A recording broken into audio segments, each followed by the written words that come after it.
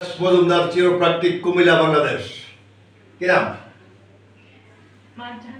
মারজাহানারা খানম। বাড়ি কোথায়? নোয়াখালী। নোয়াখালীর কোথায়? মাঝদিতে।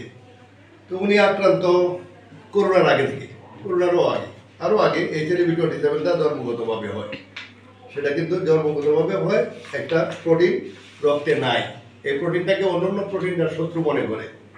তো সে শুরু করে কতদিন আগে, এই শুরু থেকে ডাক্তার দেখেন কোথায়? ইবনে সিনা।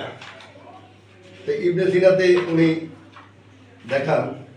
আরে ভাই, আপনারা তো এটা ওষুধের রোগ নয়, আরো আগেও বলছি আপনারা। তারপরে কোথায় দেখাচ্ছেন? সবসময় কুমিল্লা মনে। আচ্ছা, তো এইটা এইগুলো ইয়েতে ফিজি হাসপাতাল দেখাইছেন? হ্যাঁ, তো ফিজি হাসপাতাল বঙ্গবন্ধু মেডিকেল বিশ্ববিদ্যালয়। এটা ভাই আপনাদের রোগ না, এটা আপনারা ওষুধ দিতে পারেন। আপনারা ওষুধ দেন, ওষুধ দিয়ে রোগীকে কোনো রকম ব্যথা থামাই রাখেন, আস্তে আস্তে রোগী পুরো বডি জোড়া লেগে যায়। তো জোড়া লেগতে লাগতে যখন ঘাড় মার সবই জোড়া লাগিয়ে যায়, তখন ঠিক করবেন কেমনি? কাটে ফেলাইবেন? কাটার সুবিধা আছে না? কাইটা লাভ নাই। HLA-B27 রোগী কাটা যায় না। তো ওনার পরিস্থিতিগুলা এই ডাক্তার দেখাইছে দীর্ঘ সময় এমন অবস্থায় দাঁড়াইছে যে এখন আর শুধু দাঁড়াইতেও পারে। তো খালি ওনাকে দেখানো হয় এইসব ব্যায়াম করবেন, এইভাবে চলবেন, ওইভাবে চলবেন, ওষুধ থেলাজিন ট্রায়োলিন এগুলো খাইবেন, এই টোপাসিড খাইবেন, এগুলো খাইতে থাকেন। বদানের দেওয়ার মধ্যে দিছে নেপ্রোক্সিন 500। তারপরে সরি স্যার, আপনারা ভালো কিছু করেন না। একটা রোগীকে এতগুলো ব্যথার ওষুধ দিলে রোগী এমনিতে জোড়া লাগিয়ে দিব, আর রোগী শোধ হয়ে দাঁড়াইতো না। তো সুতরাং আপনারা রোগী ধরে না রাখা, রোগী দেখে রোগীটাকে ফাটাই দিয়ে আপনাদের ভালো লাগবে, আপনার রোগীরা দোয়া করবো। একটু এখানে আছে, শোন না, এখানে শোন, আস্তে উঠে।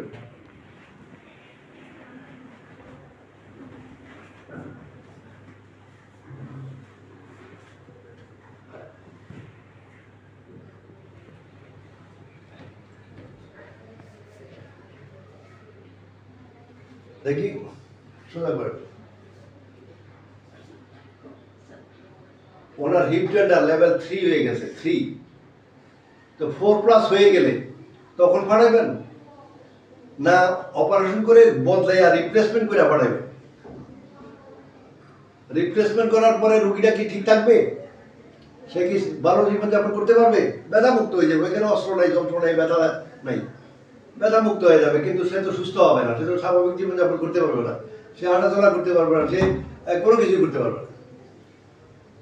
তা আমাদের এখানে আজকেই আসে, আমরা এই শুধু সবার আগে দেখে যেটা দেখি না, আমার পা সোজা করা যায় না।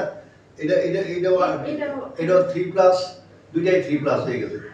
এই পাটা সোজাই করতে পারে না। এই যে দেখেন, এখান দিয়ে ইন্দুর যায়, বান্দর যায়, পায়ের নিচে দিয়া হনুমান যায়। কি রে ভাই, এটা চিকিৎসা করতে করতে যদি হনুমান যাওয়া শুরু করে, তাহলে চিকিৎসা না করলে কি হইব?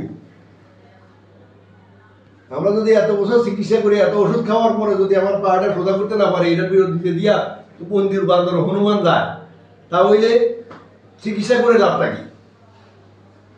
তো সুতরাং আমরা বলবো, HLA-B27 আক্রান্ত যে সমস্ত রোগী আপনাদের কাছে পৌঁছায়, আপনারা 2 থেকে 3 মাস অথবা 6 মাস থেকে 1 বছরের মধ্যে যদি আমার কাছে পাঠাই দেন, তাহলে আপনারা দোয়া পাইবেন, রোগীরা সুস্থ থাকবে। আমরা রোগীদের সুস্থ রাখতে পারি এবং এটা পরীক্ষিত সত্য। আমাদের রোগীদের মোবাইল নাম্বার আমরা ওয়েবসাইটে দিয়ে দিই, আপনারা জানবেন আমাদের এখানে খরচ কীরকম, আমাদের এখানে চিকিৎসা পদ্ধতি কী, আমরা রোগী ভালো হয় কিনা, রোগী সুস্থ হয় কিনা, এগুলো জানার অধিকার আপনাদের আছে। তা আমরা ওনার চিকিৎসা একটু পরে শুরু করব। জানি যে বাংলাদেশের মানুষ বুঝতে সময় লাগবে।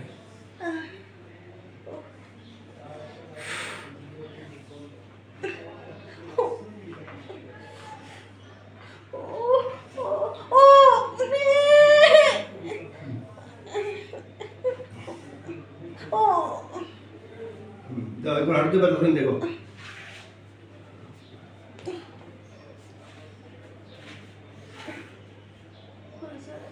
হ্যাঁ কত দূর করে? আগে যেরকম টাইট ছিল না, এটা টাইটটা একটু কমে গেছে। টাইটটা লুজ হয়ে গেছে। হ্যাঁ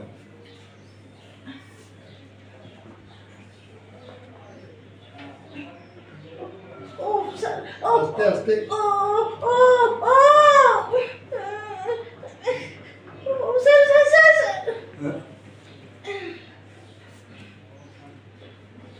সোজা করো, পড়াশোনা করো, ভাঙো।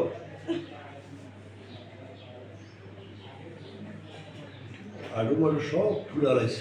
তুলে গেছে দিয়ে হাঁটু তুলে ব্যথা লাগে।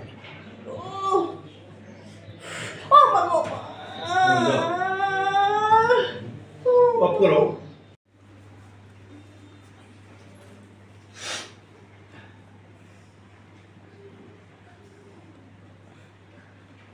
এক মিনিটের বেশি নিও না। ওদিক দিয়ে ঘুরো না, এদিক দিয়ে ঘুরো।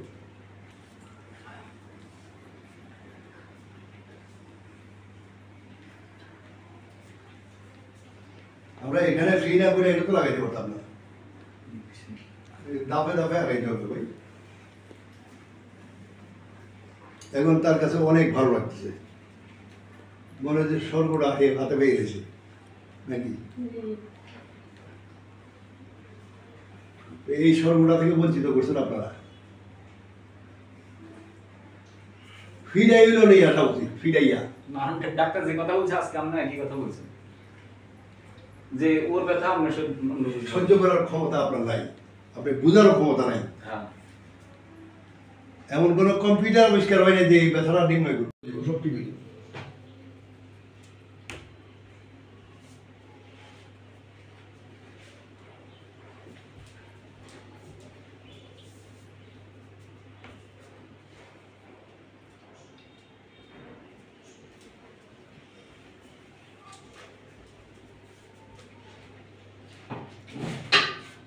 ধরো, এ ধরো, নিচে বসো।